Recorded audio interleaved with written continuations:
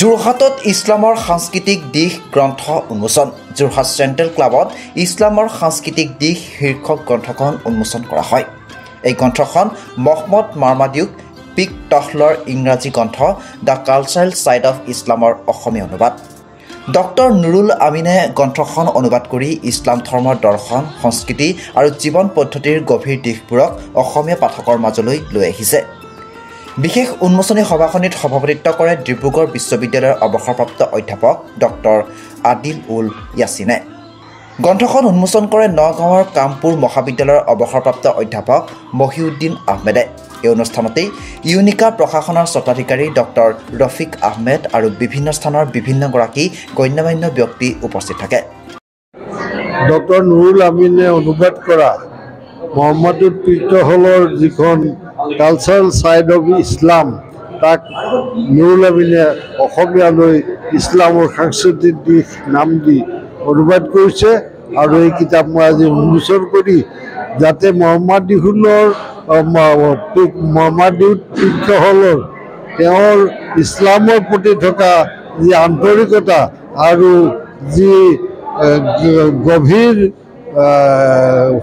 সংস্কৃতি, সেইটো সৰ্বসাধাৰণে যাতে বুজিব পাৰে তাৰ সুবিধা কৰি দেখুৱালে, আৰু তাৰ কাৰণে মই ধন্যবাদ। গ্ৰন্থখনত ইছলামৰ সাংস্কৃতিক বিশেষত্বসমূহ গভীৰভাৱে বিশ্লেষণ কৰি দৰ্শনৰ দিশসমূহ ব্যাখ্যা কৰা হৈছে। অসমীয়া ভাষাত এনে গুৰুত্বপূৰ্ণ গ্ৰন্থৰ অনুবাদৰ বাবে ডক্টৰ নুৰুল আমিনৰ প্ৰচেষ্টাক সকলোৱে উচ্চ প্ৰশংসা কৰিছে।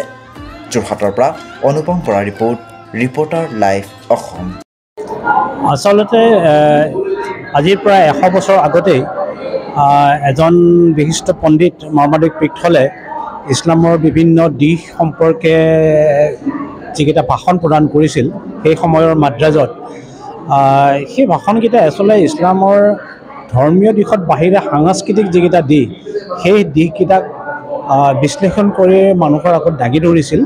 আৰু সেইকেইটাই আচলতে আমাক আমাৰ ধৰ্মটো, ইছলাম ধৰ্মটোৰ যিটো ব্যৱহাৰিক দিশ, সামাজিক দিশ বা বিশ্বজনীনতাৰ যিবিলাক দিশ, সেইবিলাক কঢ়িয়াই দেখুৱাইছে। আৰু এই ভাষণকেইটা মূলতঃ ইংৰাজীতে আছিল, আৰু সেইখিনি অসমীয়া পাঠকে যাতে সহজে পায় বা পঢ়িব পাৰে, সেইকাৰণে এই কিতাপখন আমি অসমীয়ালৈ অনুবাদ কৰিলোঁ। আৰু অনুবাদ কামটো যথেষ্ট টান কাম, যিহেতু তেওঁ ইংৰাজী আৰু পুৰণি ইংৰাজীত লিখা এটা তেখেতৰ ভাষণ। কিন্তু যি নহওক, এই প্ৰচেষ্টা ৰাইজে যদি আদৰি লয়, তেতিয়াহ'লে আমাৰ এই কাম সফল হ'ব। আৰু আমাৰ এই কামত সহযোগ কৰাৰ বাবে আপোনালোকলৈ আমি ধন্যবাদ জ্ঞাপন কৰিছোঁ। Reporter live.